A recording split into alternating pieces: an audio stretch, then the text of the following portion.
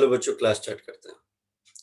आज का जो टॉपिक है वो है सर्ट्स एंड इंडाइसेस। तो सबसे पहले हम लोग इस टॉपिक से रिलेटेड जो भी फॉर्मूला है उसको देखेंगे, फिर कॉन्सेप्ट सीखेंगे, उसके बाद इससे रिलेटेड कुछ क्वेश्चन है वो भी कर लेंगे, जिससे आप लोगों का कॉन्सेप्ट जो है वो क्रिस्टल क्लियर हो जाएगा। तो इस टॉपिक पे ऊपर टोटल 2 वीडियो बनाऊंगा। पहला जो है वो लॉस ऑफ इंडाइसेस है, जो कि आज करेंगे हम लोग, और दूसरा जो है वो सर्ट्स के ऊपर है, जो मेरा नेक्स्ट वीडियो होगा। ठीक है, तो चलिए आइए क्लास स्टार्ट करते हैं। तो जैसा कि आप लोगों को बताया कि आज हम लोग लॉस ऑफ इंडाइसेस सीखने जा रहे हैं। ठीक है, तो टॉपिक का नाम पहले स्क्रीन पे लिख लेता हूं मैं, लॉस ऑफ इंडाइसेस। तो सबसे पहले आप लोग के दिमाग में, जहन में ये आ रहा होगा, सर ये इंडाइसेस का मतलब क्या होता है। ठीक है, तो उसको मैं थोड़ा बेसिक से आपको समझाता हूँ। अगर मान लो कोई टर्म है, जैसे मान लो 2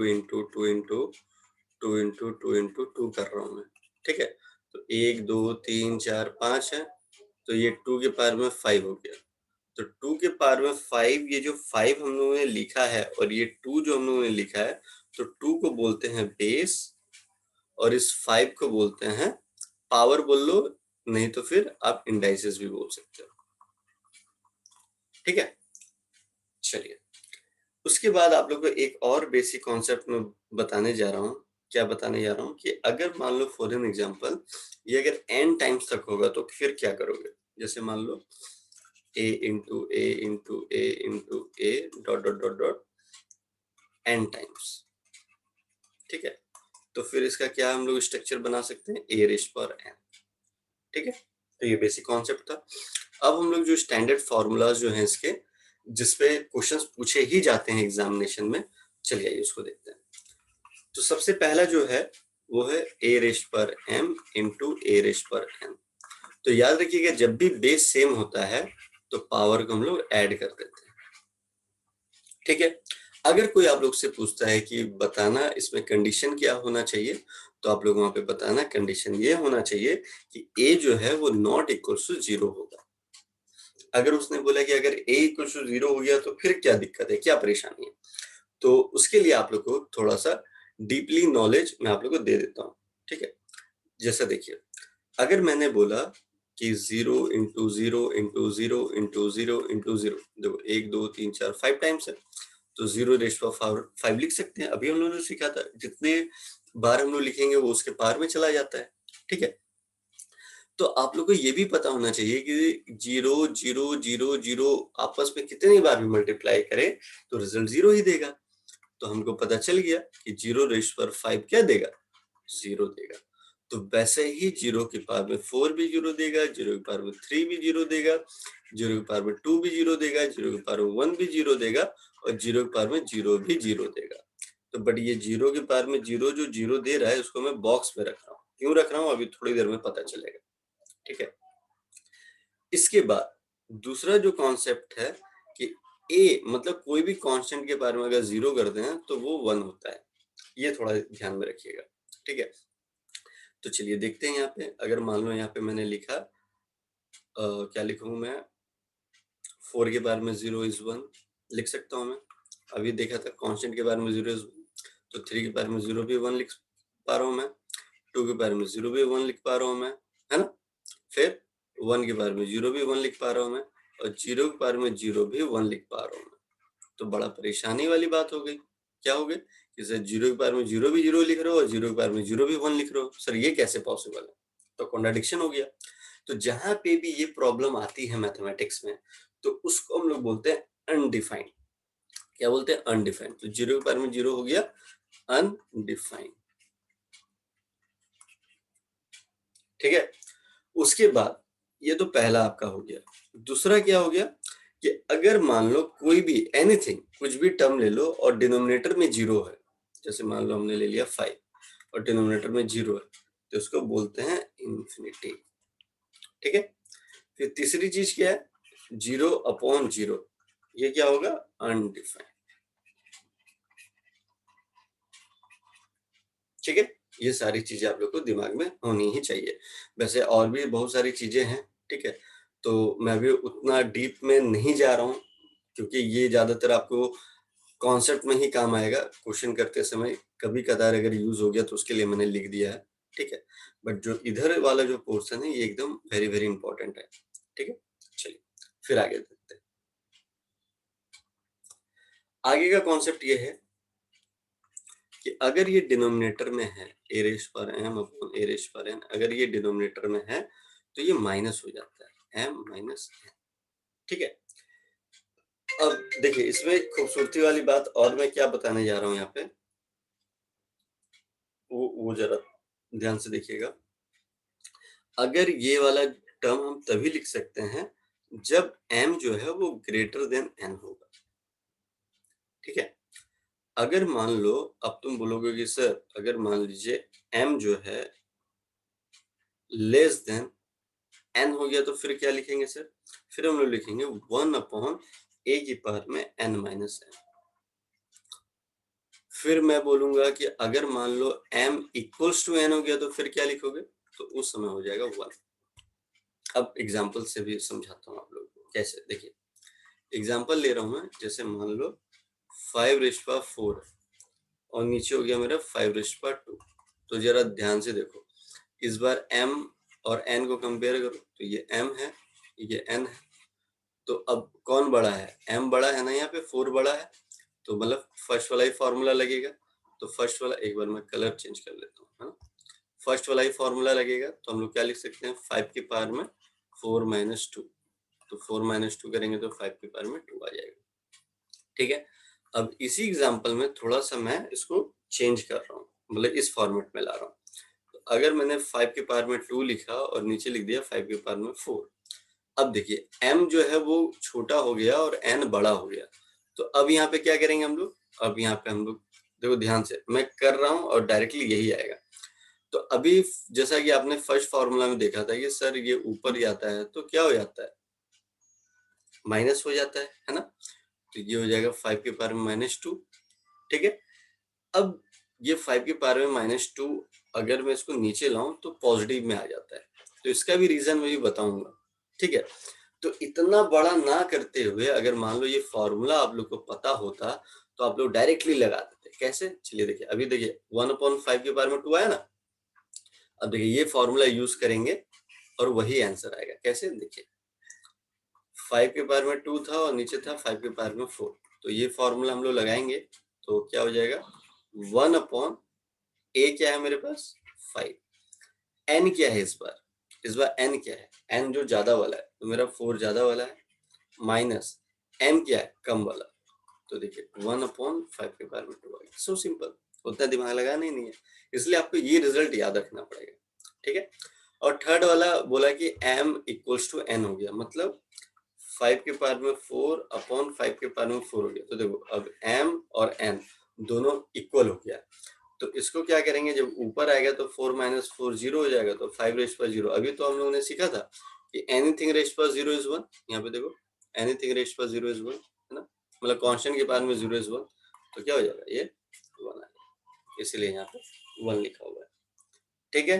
कोई दिक्कत, कोई परेशानी नहीं। चलिए आगे बढ़ते हैं। हाँ, अभी आगे बढ़ने से पहले आपको थोड़ा सा मैं इसमें कलर एक बार चेंज करके आपको ये बताता हूँ कि ये जो चीजें मैंने अभी लिखी थी, अभी इसके ऊपर हम लोग डिस्कस करेंगे ये कैसे हुआ है, ठीक है। तो डीपली बताऊंगा मैं, तो आप लोगों को समझ में आएगा। चलिए देखिए अब क्या हुआ, मैंने अभी वहां पे लिखा था जैसे for an example 1/a raise पर m दे दिया मैंने, ठीक है। तो ये जो 1 है ऊपर में, इसको मैं ऐसे भी तो लिख सकता हूँ, a की पावर में 0 लिख सकता हूँ। a की पावर में 0 इज 1 और a की पावर में m तो है ही। तो अभी हमको पता है जब बेस सेम होता है और डिवाइड में होता है तो माइनस हो जाता है, 0 माइनस m। तो ये क्या हो गया? a रेज़ पर माइनस m। तो देयरफॉर हमें रिजल्ट क्या पता चला? 1/a रेज़ पर m इक्वल्स टू a की पावर में माइनस m, ये पता चल गया, ठीक है। मतलब क्या हुआ?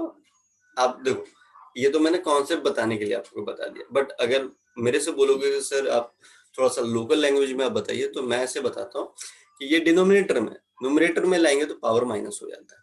सो सिंपल, ठीक है। अब तुम बोलोगे सर न्यूमरेटर में अगर उसको डिनोमिनेटर में लेकर के जाएंगे तो क्या हो जाएगा? साइन चेंज हो जाएगा, सिंपल। जैसे अगर मान लो ये न्यूमरेटर है, ठीक है, न्यूमरेटर में, ठीक है। अगर इसको डिनोमिनेटर में लाएंगे तो क्या हो जाएगा, साइन चेंज हो जाएगा, बस सो सिंपल। एकदम अपोजिट कर देना आप लोग, एकदम टेंशन लेने वाली बात नहीं, ठीक है। चलिए उसके बाद और भी रिजल्ट देखते हैं, क्या रिजल्ट है। अब a की पावर में m है और n है इसके पावर में, तो इसको लिखेंगे a m इंटू n, ठीक है। अगर a b दो टर्म अंदर है, पावर में n है, तो सेपरेट हो जाएगा, a की पावर में n इंटू b की पावर में n, ठीक है।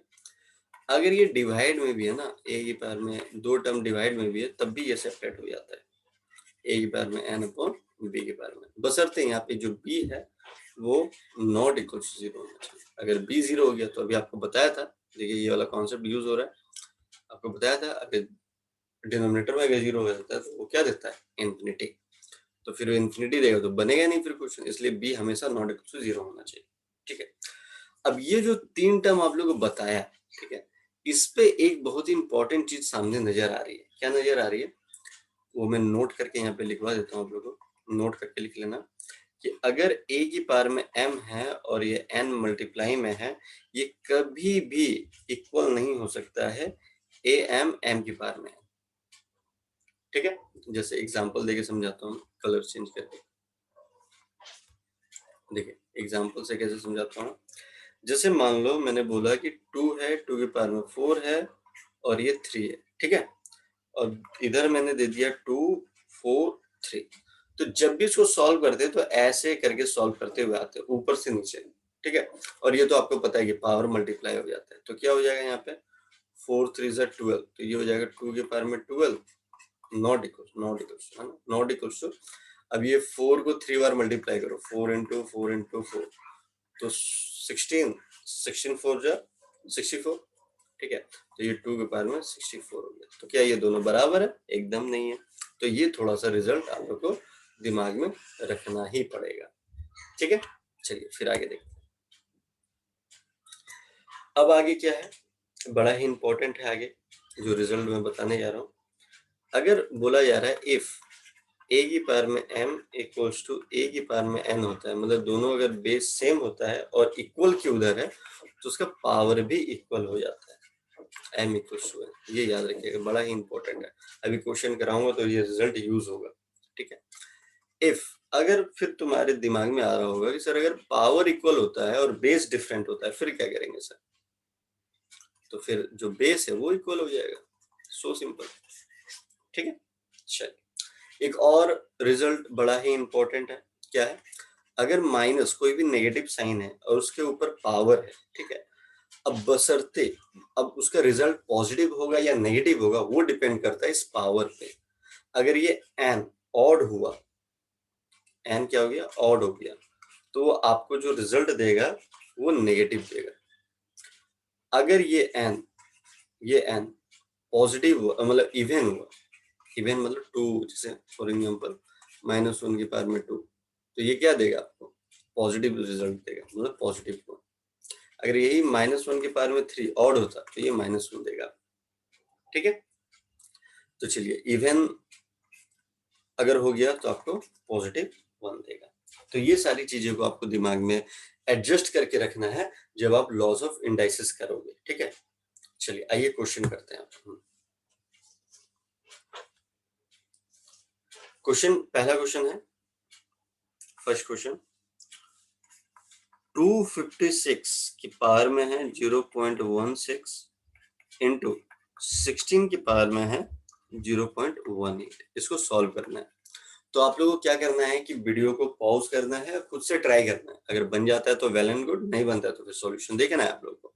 अगर बन भी जाता है तब भी सॉल्यूशन देखोगे तो एक चीज तो पक्की है, ये मैथ्स है, ठीक है, कोई लिटरेचर का तो सब्जेक्ट है नहीं, है ना, तो आंसर सेम ही होगा। तो यहाँ पे क्या है कि तरीके अलग हो सकते हैं, अगर आपको वीडियो देखने के बाद भी अगर आपको लगता है आपका तरीका ज्यादा इजी है, तो मैं ये नहीं कह रहा हूँ कि मेरा तरीका अडॉप्ट करो, आपको आपने अपने तरीके से बनाया, अगर आपको लगता है वो बेस्ट है तो आप वही अडॉप्ट करो, लेकिन अगर आपको लगता है कि मैंने जो तरीका बताया वो ज्यादा बेस्ट है तो फिर आप, आपके पास चॉइस है फिर, ठीक है। चलो तो मैं कह रहा हूं कि ये प्रॉब्लम को स्टार्ट करेंगे कैसे, बनाना स्टार्ट कैसे करेंगे, सोचेंगे कैसे। तो देखो यहाँ पे 256 है, यहाँ 16 है। तो सबसे पहले आपको ये सोचना है कि जो बड़ा टर्म है उसको कैसे तोड़ा जाए। तो आपको पता है कि 16 का जो स्क्वायर होता है वो 256 होता है। सिंपल हो गया। तो 16 का स्क्वायर, और ये 1.6 इंटू ये 16 है, 0.18 है।